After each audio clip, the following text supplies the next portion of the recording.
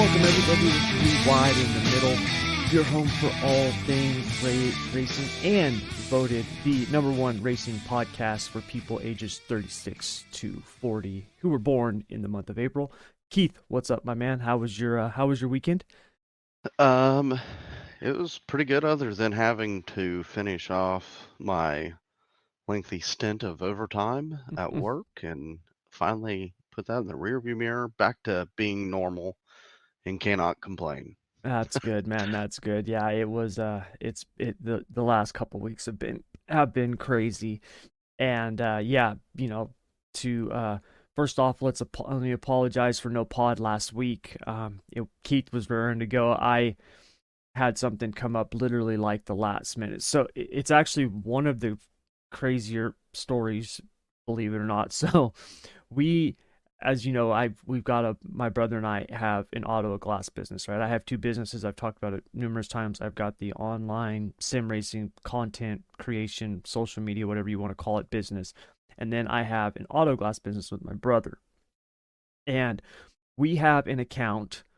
We have a bunch of accounts, but one of our main accounts is one of the counties out here where I live. I don't want to say the name because I don't know if I can. I don't know what the rules are on that, but we did a windshield for one of the sheriff's vehicles, okay, in this county. Well, this was going into Memorial Weekend. We replaced the windshield on a Tuesday. On Wednesday night, I get a message from the supervisor of the one who manages all the vehicles, and he needs a new windshield for that one that we just replaced. And I'm like, what the hell happened? Like, I'm thinking there was something wrong with the glass. Maybe there's a stress fracture or something like that, because that can happen, especially when you're dealing with aftermarket stuff. You can get what's called a stress fracture, where a rock doesn't have to hit it. It could be installed correctly. It's just one of those things where at speed, the windshield can crack, right? It has something to do with the manufacturing process. And so I'm like, oh my God, man, what happened? So I'm kind of freaking out, right? Because I'm thinking something happened and now we're going to have to eat a windshield. And right. And so he's like, but we got to get it done. Because normally with this account, we can be like, okay, I'll get the windshield. I'll let you know in a few days when we can do it. This one, it was like, hey, man, I need this done tomorrow. If you can get this done tomorrow, we need it done tomorrow, because this vehicle was actually going to be used all holiday weekend on patrol. They had to have it. And so it was like, oh my God, man. Okay, so order the windshield. I get it put on the truck, get it here, 12 hours later. Luckily, they had one and they got it to me quickly. So we had to go do that Thursday morning super early. That's why we couldn't do the pod. Well, the craziest thing was, Keith, listen to this. This guy, the officer, he goes down to down by the river out where we live, okay? A freaking deer, a buck, sees this car. It's not even a car, it's an SUV.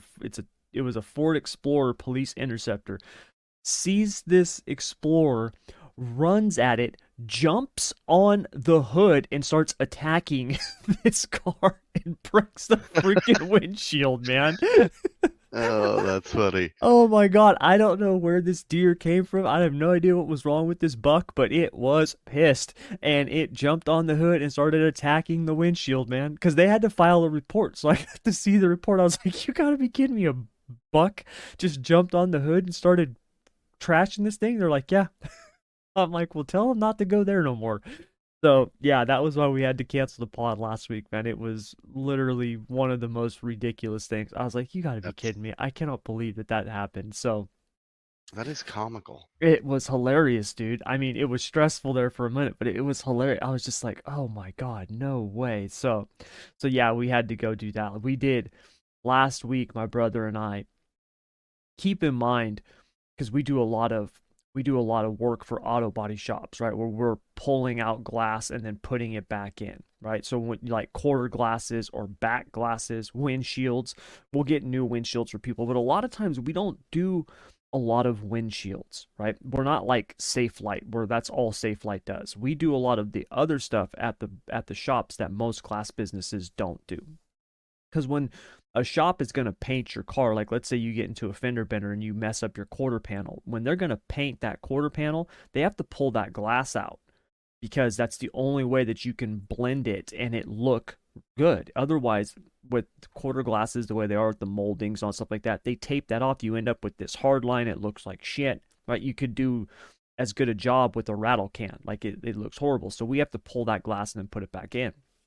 Well, last week we did like a dozen windshields, which is like, 3 times as many as we ever do. And we did, 10 of them over a 2-day period. So it was a crazy week. And I could not wait to get to the weekend, the holiday weekend. This, I talked about it before. I had like 1 day off, through most of the year.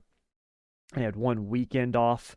My first like weekend off was like a month and a half ago, and it wasn't really a weekend off. It was just I had a Saturday and a Sunday where I didn't have to do class. I was still working on my other business, but this was the first weekend where I was like, I'm not working. I don't have anything scheduled. I've got I am not working. I'm not doing shit. I mean, I took my son to this new arcade this video game arcade with his friends, and we played games and did that. Got to watch some racing, but I'm like, I'm not working, and shut the work phone off, and it was glorious. But unfortunately, my body is so used to getting up early and like I apparently not sleeping. I don't know, maybe my body's gotten used to just running on fumes. I couldn't I couldn't sleep in. I wouldn't even set my alarm. I'd still wake up early. I'm like, you gotta be kidding me, man. What the? I was just so yeah. Ended up having to take a nap each day, but yeah, it was a nice weekend. It was a nice I weekend. know, I know the feeling when you want to take a nap and fall asleep or sleep in, you can't. But when Yep. you When you have something can't. planned, Mm-hmm. that's when you sleep in, and it's like, well, Yep. frick. Yep. Exactly. Exactly. So yeah, but we got a bunch of stuff to get to. Obviously, we had some big racing last weekend.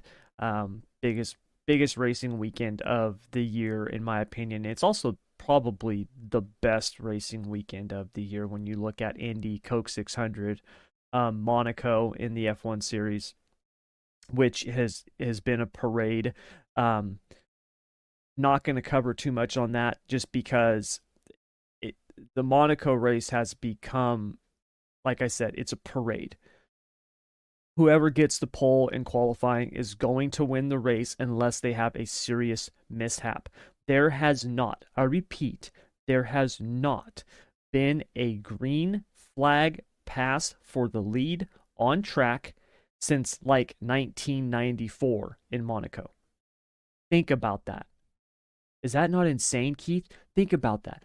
All the stuff that we've talked about with the short tracks and NASCAR and how they need to fix stuff, we still have passes for the lead. Could you imagine us going into, let's just say this weekend instead of Gateway, it was Martinsville. Could you imagine us going, man, God, I hope there's a green flag pass for the lead on track because we haven't had one since 1994. Could you even fathom that?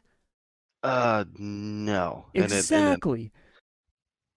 and seeing and hearing that almost made It's me wonder what do Formula One fans find in this race at Monaco so awesome? it's the reason why Monaco is so big is because, first of all, it is the oldest circuit or the oldest track on the circuit, from my understanding. I didn't watch it back when F1 first started, back 100 years ago or whatever. But um, from my understanding, it's like the oldest. It's also its original layout, from my understanding as well. Like it's been this way from the beginning, and it used to be, and it's, don't get me wrong, it's still a very difficult track. It's an extremely difficult track, extremely technical. These guys are on edge nonstop, and you can see them. I mean, they're coming all the way out to the guardrails. It's a very narrow track.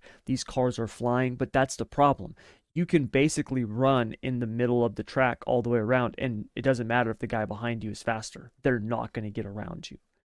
So because the cars have gotten bigger, and wider over the years, the racing, the actual on-track racing has become horrible. And Monaco is such a big deal because it's obviously, you're talking about Monte Carlo, a lot of money. It's where a lot of the big time, movie stars, billionaires, got the whole harbor there where everyone parks their yachts and watches the race. And there's obviously big events happening all week long. The drivers all live in Monaco for the most part. Most of them live in Monaco.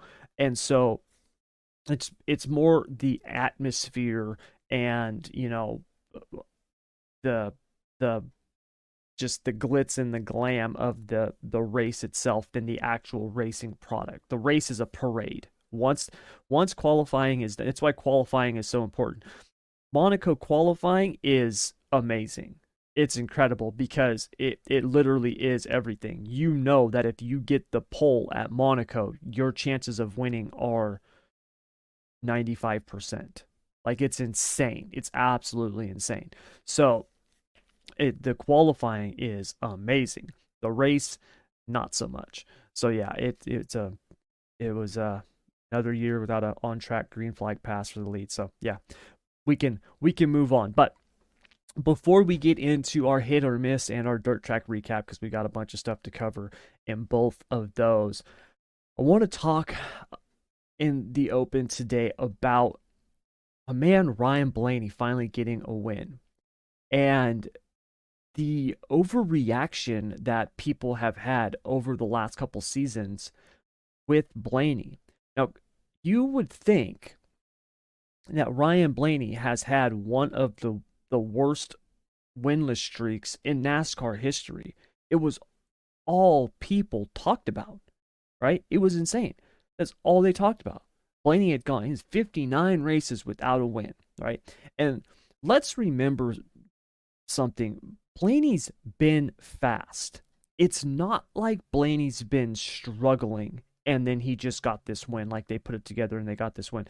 He should have, no joke, I would say 3 or 4 wins. I shouldn't say he should have, but there were 3 or 4 legitimate opportunities where Blaney was the car to beat, okay, over this streak. If probably not more. I mean, you factor in every single restrictor plate race because I think Blaney is one of the best at those races. You put him at Daytona, Talladega, even Atlanta now. I think he's one of the drivers to beat. No matter what, he's like, and I'm not calling him Dale Earnhardt for all you purists who are going to flip out, but he is like Earnhardt in the sense that it doesn't matter what he's doing anywhere else. When you go to a restrictor plate race, you know that he's one of the guys to beat. He's always been good there at those tracks. He always runs up front. He's got something. It's like Bubba Wallace now too, right? Like, that 23 car is going to be up front at restrictor plate races. Blaney's the same way. Last year going into the playoffs, I picked him to make the Final Four. Dude hadn't won a race. I kept saying he's going to get a win. He's going to make the Final Four. And he came very close. The guy's been fast. He's been running up front. He's on a good team, right? Penske Racing. I mean, Roger Penske. They just swept the Indy 500 and Coke 600 for the first time ever, right? Incredible weekend. You don't get a ride at Penske, right, if you're a bum, okay? Roger Penske, I'm pretty sure he knows what he's doing, you know what I mean? So Blaney has shown really good speed. He's been up front, and he got the win at the Coke 600. And yes, we can make the argument that there were other cars out there that, were probably better or could have had an opportunity. Doesn't matter. He did what he needed to do, and they won the race. And just like it's been at other situations where Blaney had a better car and someone else got the win, it was his turn now. And I think we are going to see him really show back up and be running up front consistently. He's second place in points. Like I said, it's not like the dude's been struggling and he just happened to pop off a win. They've been fast. They've been consistent. And to me, he's one of the better drivers out there. I think personally on a talent level, it's Kyle Larson when you look at car control and stuff like that, even though he spun out by himself this last week, which was crazy to see. It's almost like Michael Jordan missing a dunk. Like it was a really weird thing to see. But um I put Blaney in that top tier of drivers.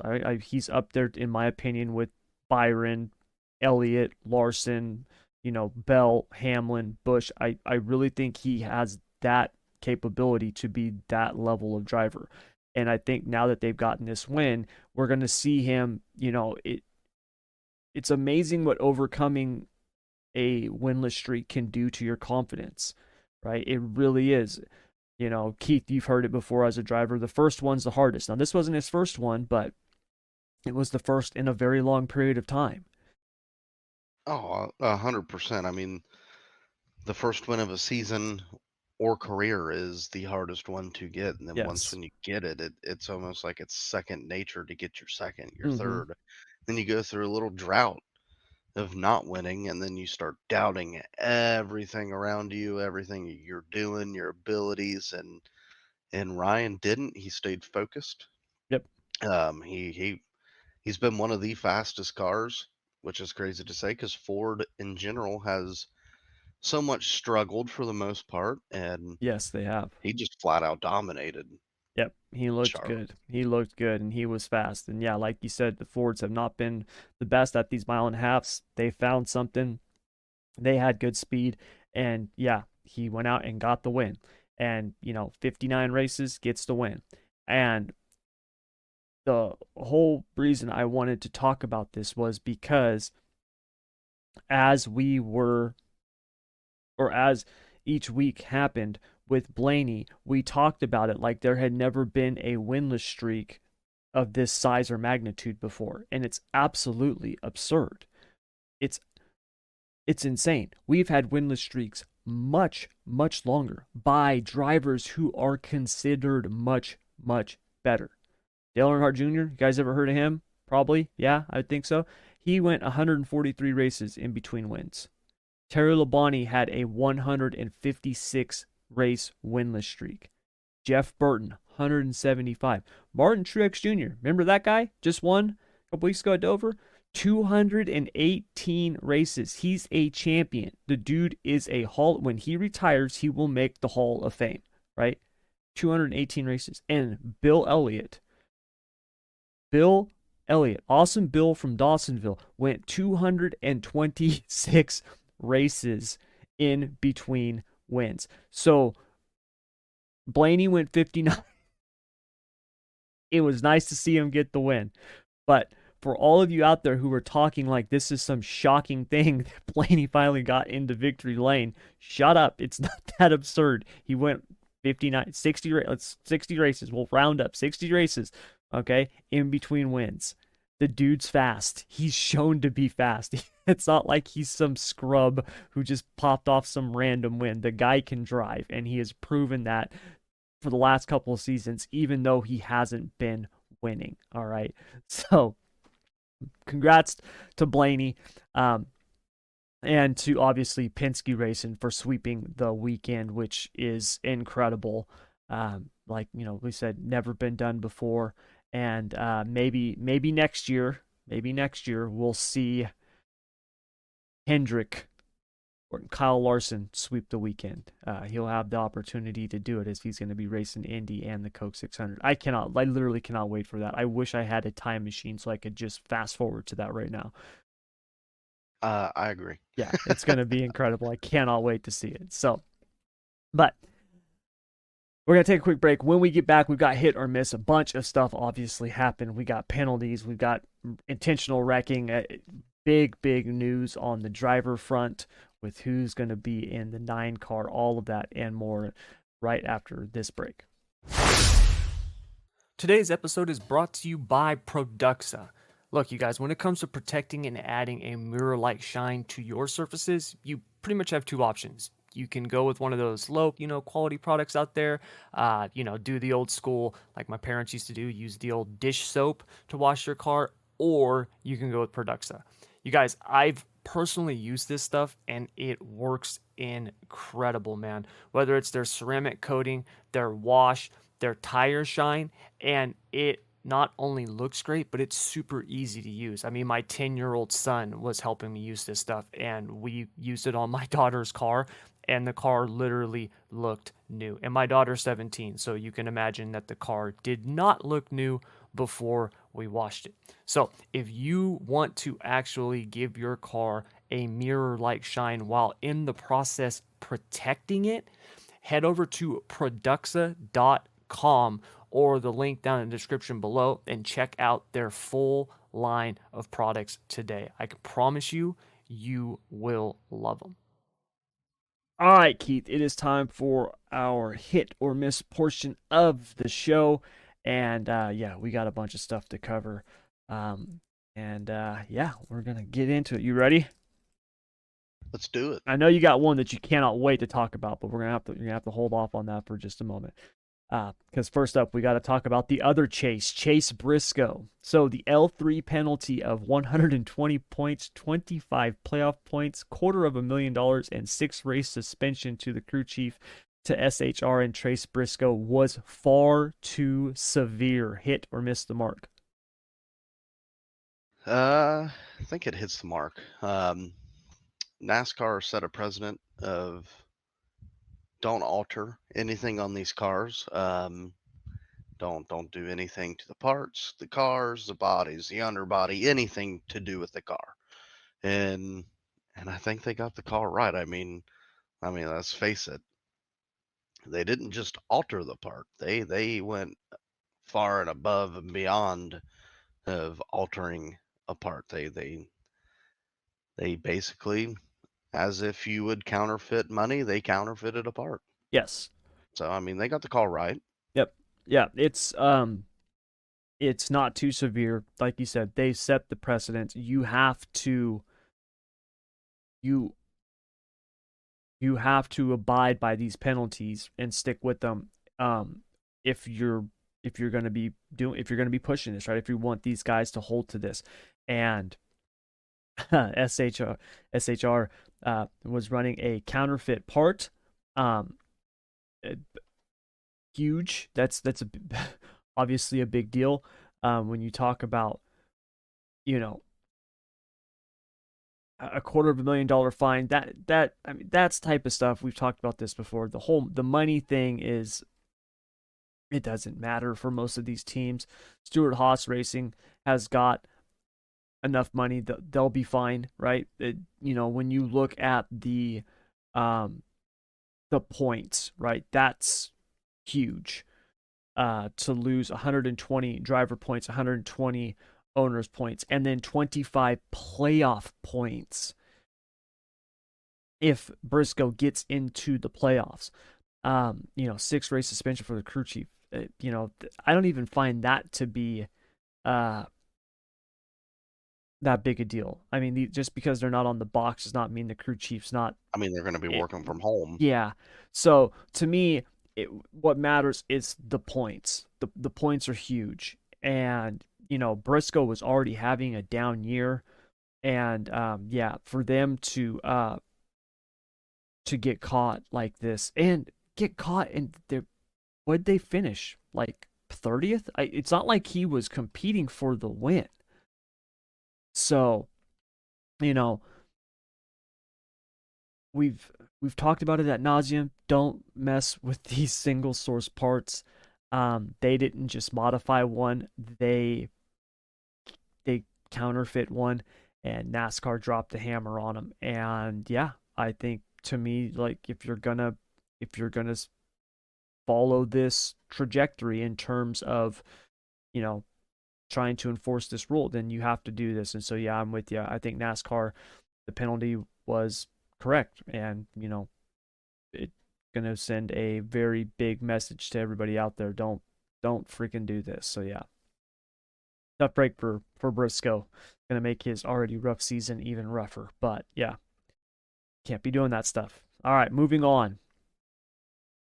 After hooking the 11 car in the Coca-Cola 600, Chase Elliot received a 1 race suspension for his actions on track, and he deserves a one race suspension for his actions on track. Hit or miss the mark? I think it definitely hits the mark a billion times. Yeah, that's a shock. Uh, if you go back and this is going back a ways into the Twitter world, there's a couple tweets by Chase Elliott himself saying these cars aren't safe, people are going to get hurt in these cars, yada yada yada, and then turns around and right hooks a guy into the fence, and not just into the fence, he did it in the dog leg, and Denny hit head on. And if anybody's watched the in-car footage of the hit, it's violent. It's very violent. It is. With these new cars, Denny could have been seriously hurt.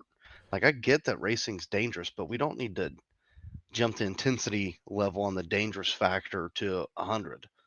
Um, I think it was a chicken shit move, a piss poor decision, Mm-hmm. temper tantrum, however you want to call it. And this ain't the first time we've seen Chase do similar things to this nature.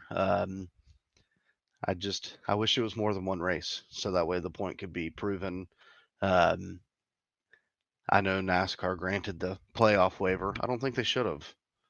I think this should have been this ain't the first time it's happened. So Yeah, I it doesn't. It's not the first time it's happened. I'm with you. I think you know, Chase,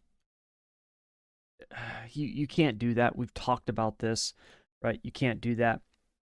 Bubba Wallace, when he did it to Kyle Larson, we said the same thing, man. You can't do this.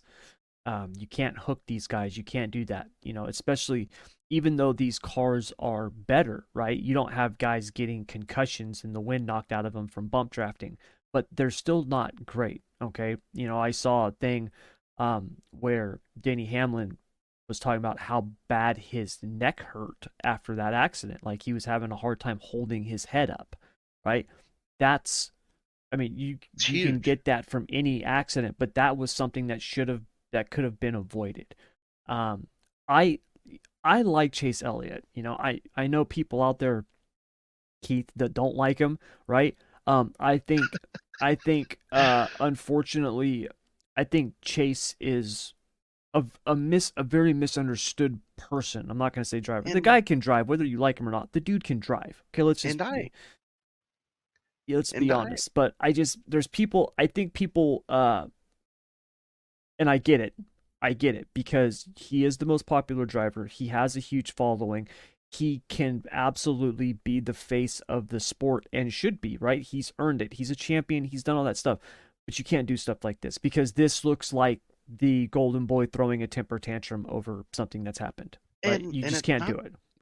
it's not that I'm not a Chase Elliott fan. I like Chase Elliott. It's his fans that drive me freaking nuts. Well, yes. And look, that's That is why I don't like Chase Elliott. yes, It's his it's fans. yeah, it's there's a lot of fans of people It's of all things I don't like one-sided either. to them. Yes. Yeah, Like, I've seen exactly.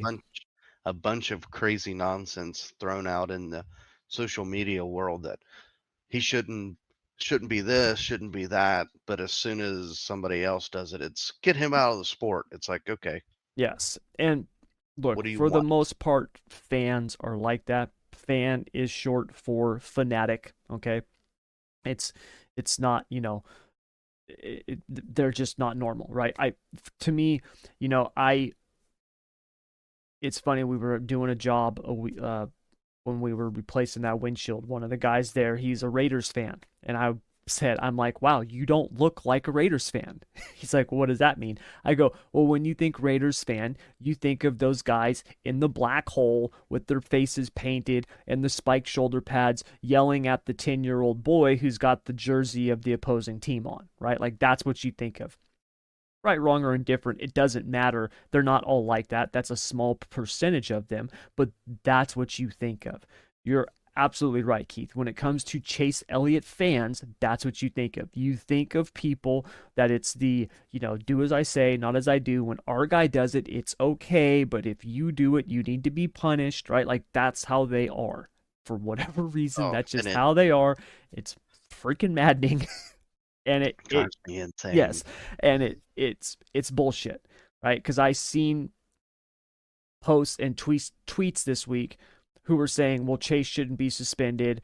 Bubba didn't get suspended for wrecking Kyle. He got suspended for his actions on the front stretch out of the car. And it's like, no, he didn't. And did you not watch any of the reactions by the the big dogs in NASCAR? They all said this is because of the on track stuff, the wrecking, hooking the car. It has nothing to do with Bubba Wallace pushing Kyle Larson on the front stretch. It had nothing to do with it. It's the same thing here. You can't hook another driver like that. You just can't do it. And if you do it, you need to get suspended for it. And he did, and he should have gotten suspended. Now we can debate all day long if it should be more than one race. I I honestly don't know, right? Because I think if we can go back through other drivers, we can look at it and be like, okay, these guys should have been suspended more or I less or could whatever. I could name a couple off of Yes, just one hand. yes, you know what I mean? So I think that's always going to be there. But yes, for this incident, 100%, he got suspended and he should be suspended. So yeah. It and it's crazy to think that years ago we wouldn't be talking about a guy being suspended over right hooking a guy in the fence. I mean, we used to see this All the time. all the time. Mm-hmm. Yep. So, so yeah, but uh, he he deserves the penalty in my opinion, and I yeah, agree. I completely I agree. I think couldn't agree you can't more. do that. Yeah. All right. So moving on. Well, because of Chase Elliott's penalty, it is going to give Corey Lajoie the opportunity to drive the 9 car for Elliott at Gateway. So Keith, Corey Lajoie will show his talent as a top level driver in the 9 car this weekend at Gateway. Hit or miss the mark. I think it hits both marks, the hit and the miss. I think he's going to struggle maybe for a good maybe the first stage just to feel it out, and then I think once when he gets his feet wet and he's comfortable with the team, I think we'll really see what Corey Lajoie can do. Um, I think it's awesome. I think it's an opportunity of a lifetime for Corey to run with not just a top team, probably the biggest top team Mm-hmm. in NASCAR. And I hope it opens many doors for Corey because, well, I mean, let's face it, he's made the 7 look better than what the 7 really is. Oh, And absolutely. it shouldn't come as a surprise with all the rumors coming around going around about Josh Berry and everything else. But I'm excited. I'm excited to see what Corey can do. I think I've been a pretty big advocate of Corey LaJoie this season. I'm pumped to see it. I can't wait. I am too. I think the one thing that he does have going for him is that Spire Motorsports is a Chevy team. They do have ties to Hendrick. Obviously, they're not as far up the Chevy totem pole as a Hendrick, right? But I do think that does lend itself for Corey to have a better um a better finish in this car. Like Josh Berry, we saw him have good finishes after he took some lumps, but he had never been in this car, right? He had, he had no experience in the car other than simulator time. So very different. Corey's been driving these cars. He's been with them for a while. The Spire team has obviously improved. They can obviously give, the guys over on the 9 team say, hey, this is what we've been doing. It's been working for us. And now you give it to this team of just top level geniuses, and they can take that and improve upon it. So I do think Corey's going to have a good finish. I think he's going to, the first stage we might see him have to settle in. I didn't see the schedule this weekend. I don't know if they're having any practice or not. Um, you know, but I do think he's going to have a good finish. I think we're going to see his speed, and I'm hoping we get to see. I'm hoping and praying that he is running up front this weekend. I I couldn't I'm agree more. fingers crossed, man. I really am because I really And like the dude, and the guy can drive. and when I mean that, hopefully it opens more doors. I don't mean like bigger teams coming and approaching Corey. I mean, it could happen. Very unlikely, but it could happen. I think if he goes out and he shows what he's really capable of doing, I think it'll open bigger doors to bigger sponsors, to bring them Mm-hmm. more money to Spire, to grow that team even more, and to get higher in the Chevy totem pole. Yes. Because let's be honest, it's a money game in NASCAR. It has been, and I think it always will be. And if they can bring more sponsorship dollars to that Spire team, it'll only help them. Because, I mean, like I said before, Corey makes the 7 look better than what it is. I mean, look Absolutely. look at his teammate. Look at the 77. I mean, Mm-hmm. it just I'm excited. I cannot freaking wait. And I can Yeah. actually cheer for the 9. I don't have to worry about the Yeah. the whole Chase Elliott fan base. The one weekend Keith's going to be cheering for the 9 car. That's awesome. All right, moving on.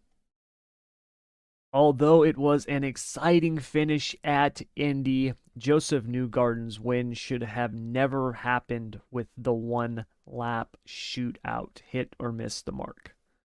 I think it misses the mark. I mean, I think as a race fan, we would have loved to see it with more than one lap. But on the other hand, as a race fan, it was an exciting finish to see.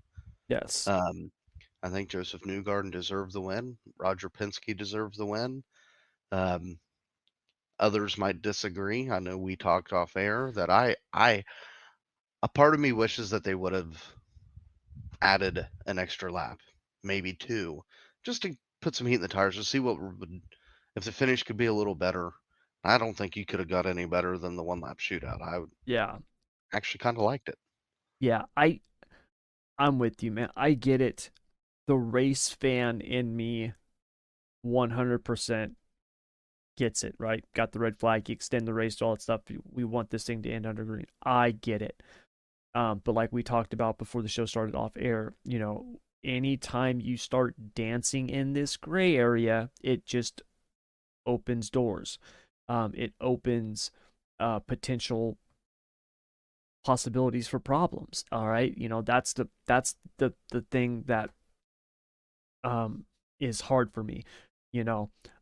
What happens if next year, right, the roles are reversed, all right, and now it's Marcus Ericsson who's in second and Newgarden's leading, and a similar situation happens, or God forbid, it doesn't happen. The race doesn't get extended with a one lap shootout, right? Like it opens the possibilities for issues. So yes, the racing fan in me, I Mm, loved it. I wanted to see it finish under green. I imagine everybody else did too, except for Marcus Ericsson and his team. But the thing we've talked about it before. Anytime you start dancing on this gray area, it can lead to future problems. So it was obviously an incredible race. Hats off to Penske. We talked about sweeping the weekend. Newgarden getting his first Indy 500 win, incredible.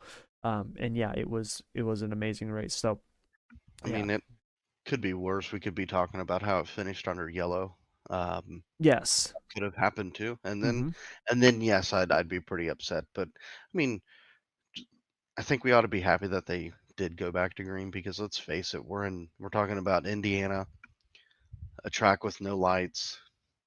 So I get it. Yeah. So It's a double-edged sword. mm-hmm. You're It damned if you is do, and you're damned if you don't. absolutely, absolutely. So all right, last one. Denny Hamlin was over the line when he called Bubba Wallace's actions at Charlotte childish. Hit or miss the mark?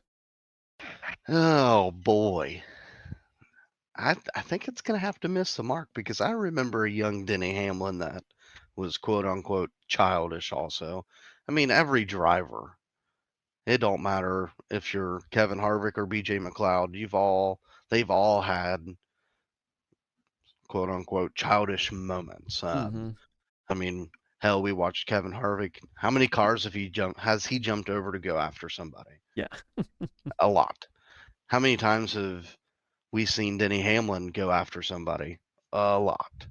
Um, as far as the Bubba Wallace thing, I know I think I know what he's talking about when he flipped off Eric Almirola, and then Eric Almirola got pissed off and went to talk about it, and Bubba cussed him, and Eric shoved him on pit road, and they walked away from it. But I think this stems from more than just this issue. I think they've had issues from way back when. So I mean, I think yeah, they've all had childish moments, Denny included.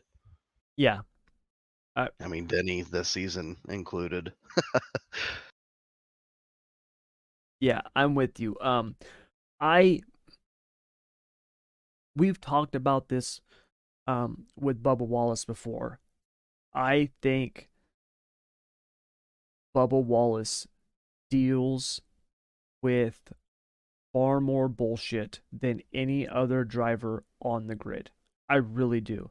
A big reason for that is he's black. That's all there is to it, right? You look at what happened with his radio after at the end of Wilkesboro, right? Where someone hacks his radio, they get on there, tell him go back to where you came from. They're calling him, racial expletives and stuff like that. I think Bubba Wallace deals with a lot of shit. Because of that, I think he's a very high strung person on the track, right? We've seen it. I think we've seen him mature, but he has these moments. You know what I mean? He has these moments. And the guy is racing with a Mount Everest sized chip on his shoulder. You know what I mean? Uh, to get to where he's got being black in this sport, to overcome the stuff that he's overcome, right? To deal with the shit that he's still dealing with. I think it leads to situations like this. Now, that all being said, I am not excusing the behavior. Okay. That is not me saying it's okay. That is me giving you my own opinions or theories on why I think this stuff happens. Right. I think he is very high strung because he does deal with a lot and he is constantly trying to prove himself. Okay. Um, it can be a very difficult thing to deal with when you feel like you are constantly having to prove yourself on a level unlike anybody else out there, right? I cannot understand where he is coming from because I'm not black. I've never had to deal with that, right? But that being said, I didn't like what he did. Um, I I think he has definitely matured and gotten better. He still has these moments, which sucks. I do. I don't like Denny Hamlin calling it childish, but I do understand it. See, a lot of people saw it where Denny's comments were like how you saw it, Keith. Like, dude, what are you talking about? Have a look in the mirror. Do you not remember when you were in NASCAR, in your younger years, right? Like Denny Hamlin was he had a lot of childish moments, right? The dude says all kinds of stuff. It's one of the reasons why the people who like Denny do like him because he is so outspoken and he will say what's on his mind. Even, whether you like it or not, you have to respect the fact that he will say things that other drivers won't because they're afraid of the backlash. And Denny Hamlin is not, and that for that I commend him.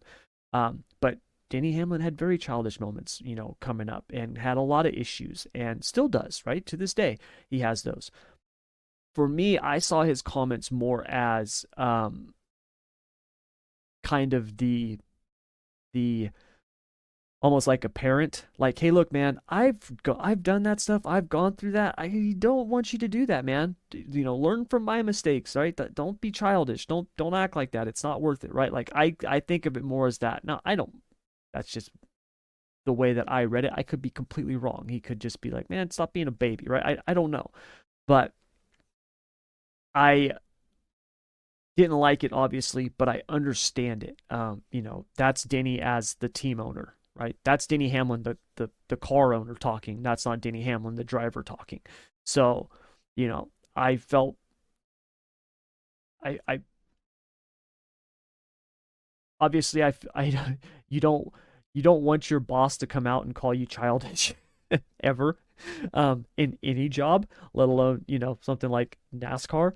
But once again, I understood it. I didn't like it, but understood it. So hopefully, like we've talked about this before with Bubba, these incidents, he has learned from a lot of them, right? Drivers flipping each other off. This isn't new, people. These guys are giving each other hand signals all the time, right? I Now they're not mean, always flipping each other off, but I mean, this is not new. I can I can go on my Wayback Machine and remember a time where Jimmy Johnson did it to Kyle Busch at Yes, Martinsville. absolutely. So this stuff happens. You know, I think there's just a really big spotlight on Bubba because of everything that has happened and continues to happen. Um, you know, so yeah, it's I wish it hadn't happened. I understand I understand it, I get it, but yeah, I just yeah, I do feel for Bubba Wallace, man. I think the guy, what has made him the driver he is the chip on the shoulder, the edge, right, that he races with and all the stuff that he deals with. But it sucks. And I think there's a lot of times it comes out in other situations because, you know, we've all been there before, whether you're frustrated or angry or mad or whatever, and then something happens and it's like, okay, I can direct that towards something now, right? And so yeah, it didn't like the situation, wish it hadn't happened. You know, understand where Denny's coming from, but yeah, it's like I don't know if I would do it on the public forum, Denny. But anyways, that's just me. So that's going to do it for our hit or miss portion of the show. And when we get back, we're going to get into our dirt track roundup. We've had some pretty big racing happen in the last week and a half since we were gone, and tight battle in the sprint cars in the Outlaw Series. So I'm going to talk about that and more right after this. All right, so now it is time for our dirt track recap. Bunch of stuff happening in the dirt world. We had some really good racing this last weekend. Keith, did you happen to catch any of the dirt races this last I weekend? watched the high limit race. That was pretty good, and then I watched the Memorial Day Spectacular from my home track, Lawrenceburg. Yes, very, very good racing. Speaking of Lawrenceburg, McFadden put it on him at Lawrenceburg. Yeah, he Um, did. Kyle Larson at Wilkesboro, old fashioned ass whooping. That's what McFadden did to him at Lawrenceburg. That was a straight ass whooping. He was the car to beat, and there was no ifs, ands, or buts about it. Just dominated Lawrenceburg, got the win. Macedo got the win at Atomic on night number 2. Night number 1, Sweet got the win at Atomic. And we've got a crazy tight battle right now in the points where Brad Sweet and Carson Macedo are both tied with 33-44.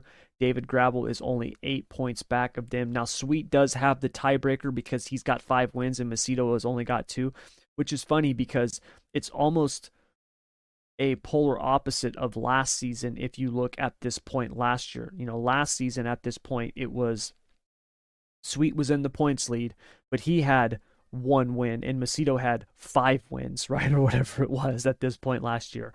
And now it's reversed where Macedo has definitely picked up the consistency. He's got 15 top 5 finishes and he leads the series in top 10s with 22. But he just doesn't have the number of wins that he had last year. So if he can start popping off those wins again, man, it's going to I be a think they're coming. really tight battle. I think they're coming. Like, I've not ever really been a huge Macedo fan. I've always been a Jason Johnson racing fan, though. Mm-hmm. Um, I wouldn't count out Carson Macedo to sneak in and possibly really have something to say about this championship. I know we preached on it last year with David Gravel. When's the last time you've seen a points championship in the Outlaws this tight? I'm going to say late in the season. Yeah, it's been a while, man. I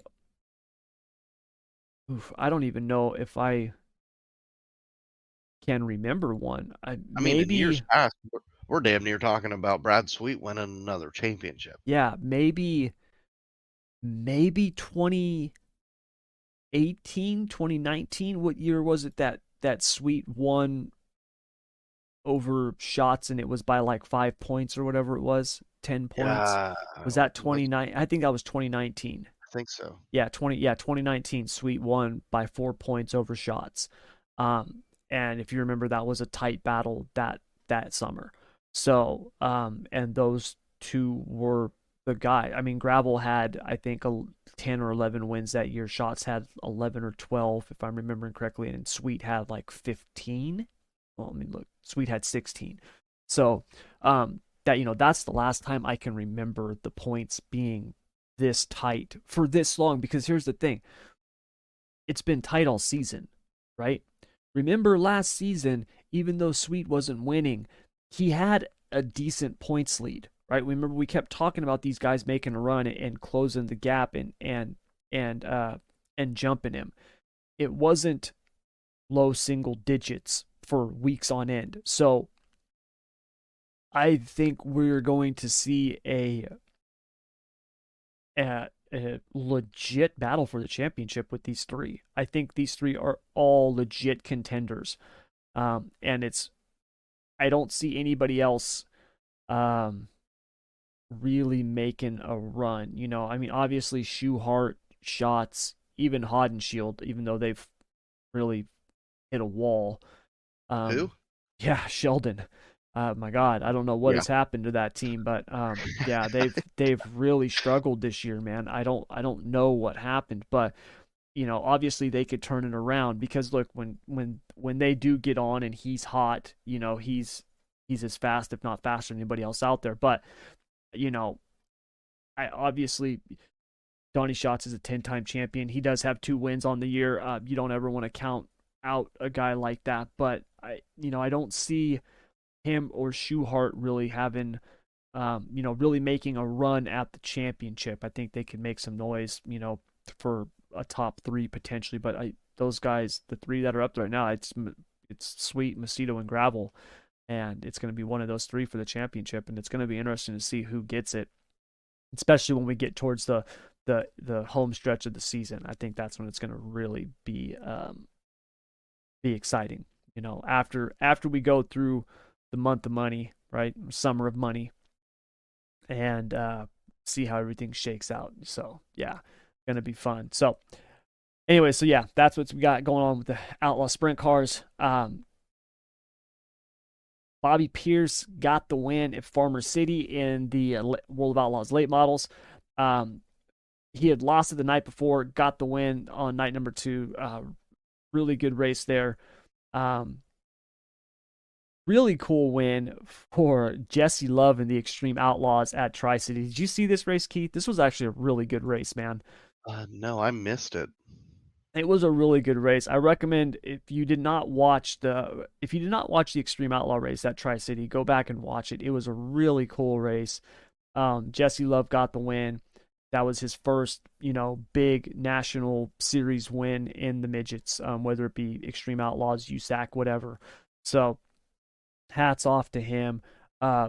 Lance DeWeese, shocker, got the win at Williams Grove. No surprise. In the All-Stars. It was basically, Tyler Courtney wrecked very early in the race. It was like lap 5 or something. I think he flipped. And it was basically an all PA posse front, where you had, Macri and DeWeese. I think Dietrich was up there too. Brent Marks, I think, also finished in the top 5, if I'm remembering correct. I might be, I watched so many races last night and yesterday. I might be confusing it, but DeWeese got the win. The dude is. There are very few drivers on the planet that I would pick over Lance DeWeese at Williams Grove. And folks, understand how much it pains me to make that statement. Just because, like Keith talked about with Chase Elliot fans, it's not Chase Elliot, it's Chase Elliot fans. It's not Lance DeWeese, it's PA Posse fans. That drive me nuts sometimes. And I have a lot of friends who are PA Posse, who cheer the Posse, Beer Hill Gang, right? PA for life. Yes. A lot of them are my friends, but there's a lot of them that are not my friends, and I'm like, you guys are douchebags. shut up. So it drives me nuts. When I see those guys win, I'm just like, oh, another posse win, son of a bitch. So, but I mean, when it comes to just owning a track, there's not too many better than Deweese. Dude, the way that dude runs the bottom at Williams Grove, it's like, oh my god, it's crazy, dude. He's so good on the bottom. There's times where he makes that bottom work and nobody else is even running it, let alone running it and being fast. It's incredible, man. It's the dude's he's insane. And it pains me to say that. Yeah, unfortunately, I Yeah. have to agree. Yeah. Unfortunately. Key Yeah. word is Yep. unfortunately. So hats off to him for his all-star win there. And then lastly, Kyle Larson gets the win at Tri-City in the High Limit Series. This was another good race. Did you get to watch this race? Yeah. I don't know what it is about these high limit races, but they're some of the best wing races I've watched this year. They really are, man. And I Like, I don't don't know what the know, hell it is. me neither. I don't know what it is. I don't know if it's because um they run, essentially it's almost like they've got one once every 3 weeks, right? It's not once a month, but it's like once every 2 to 3 weeks they're running. And so I don't know if it's because of that, right? Like if it's because the races are few and far between. Obviously, it's there's a lot of money that's being put up, so you have very good drivers that show up. But even then, right? Like if you look at the guys who are there at a high limit race versus an outlaw race, right? There's no denying that the outlaws have got a bigger collection of better drivers. The high limit series is kind of like the all stars on steroids, right? Where it's not just all star level, not just the all star drivers, but you've got the the the big guns who come in just trying to hit that money, right? Which is one of the reasons why the high limit series was started, right? To have these events and to put this money up and stuff. And I'm with you, man. They've been some of the best races I've seen all year. I wonder if it's the tracks that they go to that makes it exciting Well, I because they're think not that going has to any of something to these do with big it. racetracks. I do think that has something to do with it. When you look at the tracks that they're at, right? Tri City is not some big, huge, half mile. The next one they're going to is Eagle Raceway, right? Once again, that's not a big, huge, half mile track. Um, they're going to, uh, what's it? Kokomo, right? Huset's, Lernerville, Lincoln. So these are not the big half mile, Knoxville's, Eldora's, Port Royals, right? Tracks like that. And so I'm with you, man. I think there's something to that where a lot of it has to do with the tracks that they've picked and the type of racing that you see at those tracks, because those are tight quarters, multi-groove tracks, right? We usually see really good racing there. So, So, like, and it's delivered this year. I've always said that I would much rather watch wing racing on shorter tracks and watch non-wing racing on these bigger racetracks. For whatever reason, it's a polar opposite. The non-wing cars put on better races at the Eldoras of the world, and the wing racing puts on better races at, let's say, the Kokomos of the world.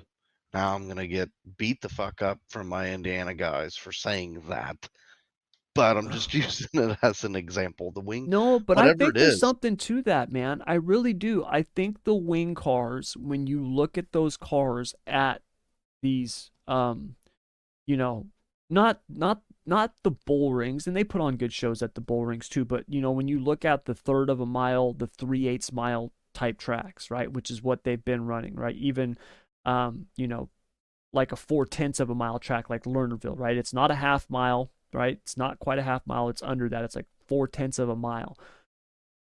With the wings on it, they're they're obviously fast, right? They can carry a lot of momentum. We see really good Two Groove Racing, right? Where we got guys up top on the bottom, and they put on a really good show. I'm with you. I like the wing cars at those tracks. Yes, they're amazing to see at the half miles, but I like them at the 3/8 third of my. I like that racing better.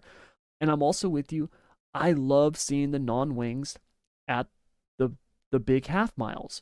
And I think a lot of that has to do with the fact that they don't have the wing, they don't have the downforce. You see these insane sliders, right? Where they're throwing it in at the flag stand and sliding all the way up to the cushion. I'm with you, man. And don't get me wrong, one of my favorite races of the year, right? I mean, it's on my bucket list to go to before I die is Kokomo Smackdown. I absolutely freaking love it. But those non-wing sprint cars at the big tracks, it's incredible. Dude, one of the best races I've ever seen in my entire life, right? Ever.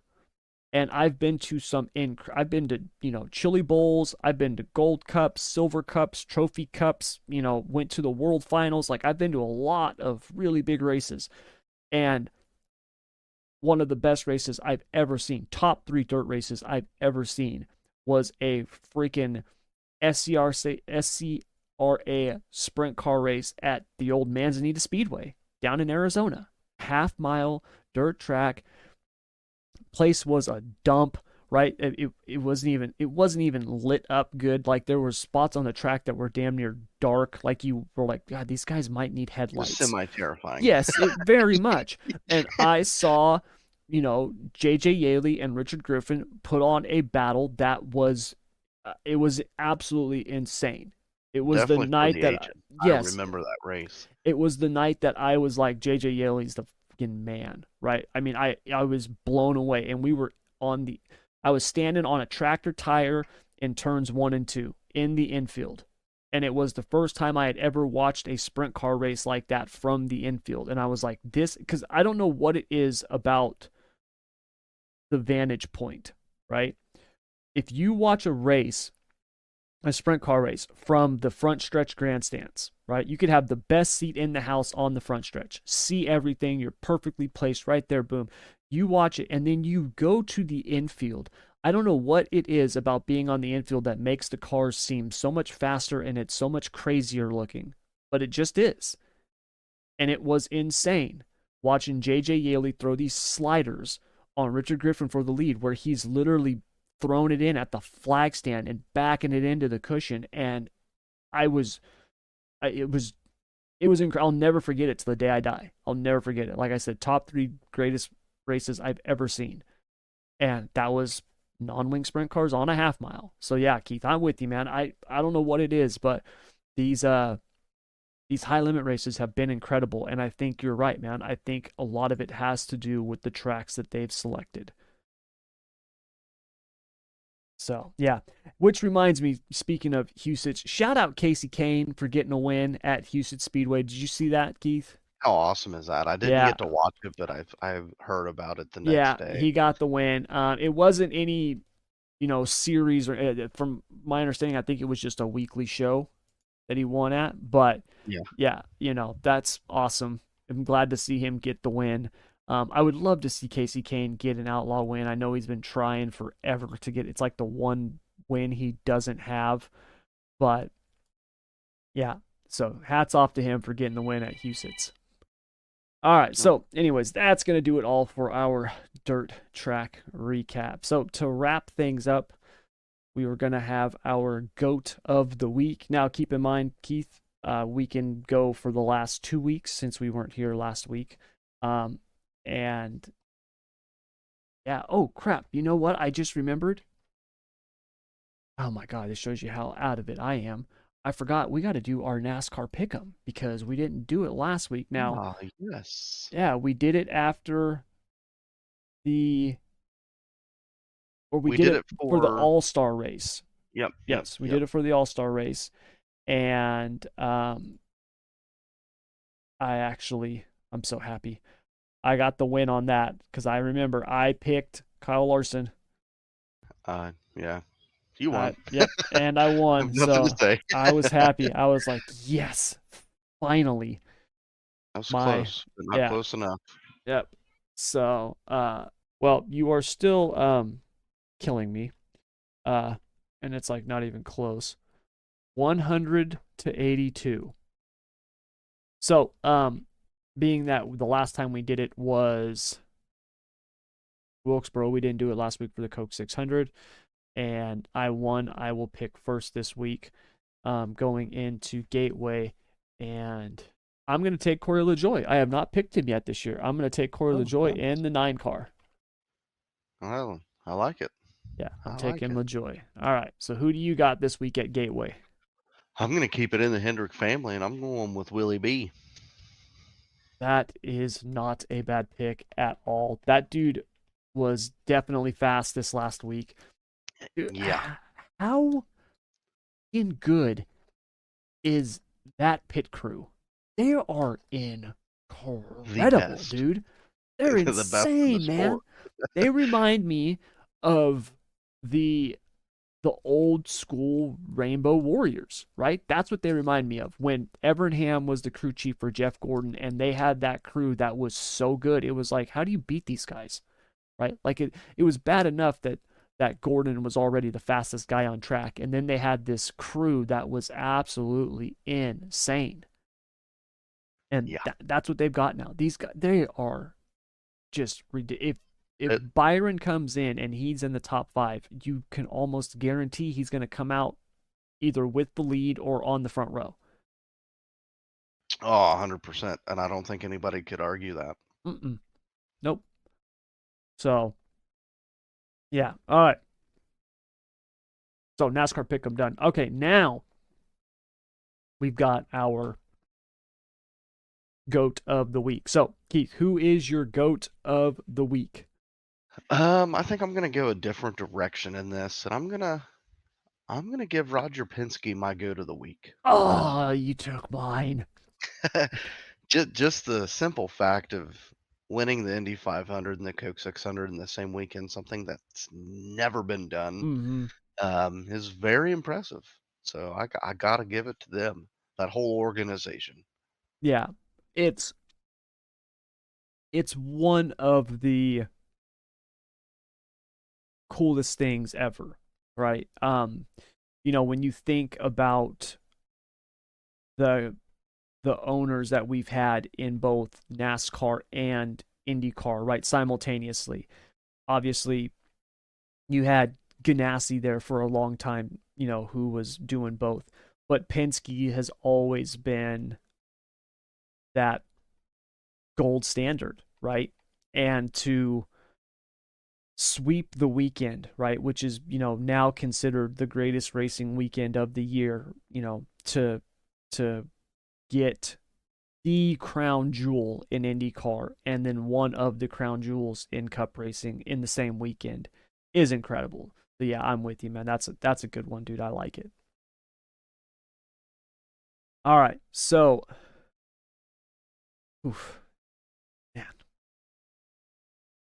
you took mine. Now I don't know who to pick. I guess I probably should have had a backup plan because that was a pretty obvious pick. That was kind of dumb of me to not think of picking anything else. Okay, so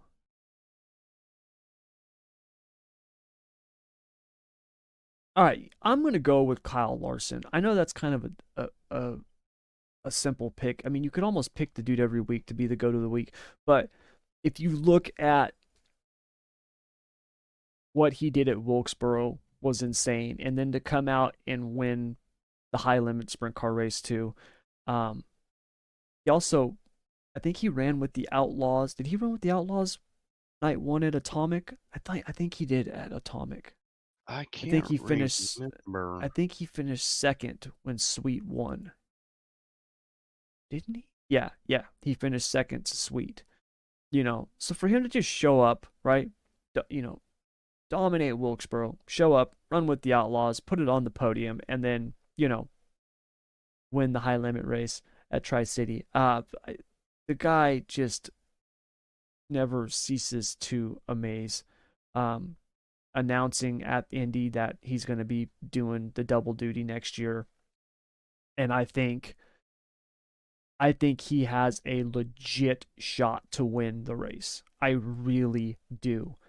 You know, Kyle Busch finished. What did Busch get? Sixth or seventh? Or I mean, he got a Kurt top 10. finished Or yeah, sixth, I'm sorry, Kurt Busch. Kurt Busch got a top 10. You and know, then blew up in the later stages of the Coke 600. yeah. And as much as I like Kurt Busch, Kyle Larson is way better driver than Kurt Busch, right?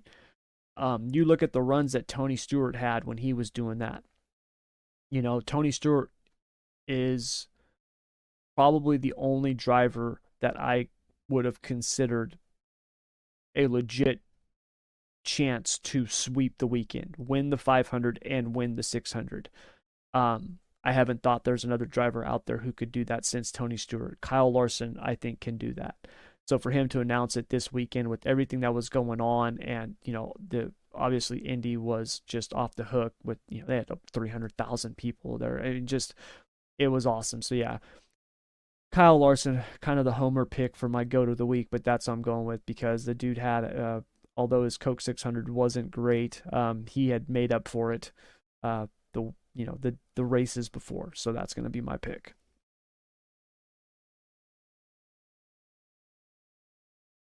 All right. So, you guys, that is going to do it for this week. Sorry we're getting the pod out a day later than normal. And obviously, sorry for last week just because like everything we talked about earlier. So, but thank you very much as always for joining us. Please make sure to download, share, subscribe. You're listening now. We're Spotify, Stitcher, iHeartRadio, Podbean, wherever you find your podcasts, we're there. So please get it out to everybody, your friends, your family, hell, even your enemies. Share this and help us keep growing this show. Me and Keith we enjoy doing it for you, and we'll keep doing that for you if you keep on spreading the good word. So Keith, my man, enjoy your weekend. Finally, I can enjoy it, not have to there worry you go. about it. Enjoy it. Go take a nap. Yeah. So enjoy, get some sleep for both of us because my day is just getting started. I got to go get to work. So yeah, but everybody out there, hope you enjoy your weekend, and we will be back next week to do this all over again. So until then, as always, take care.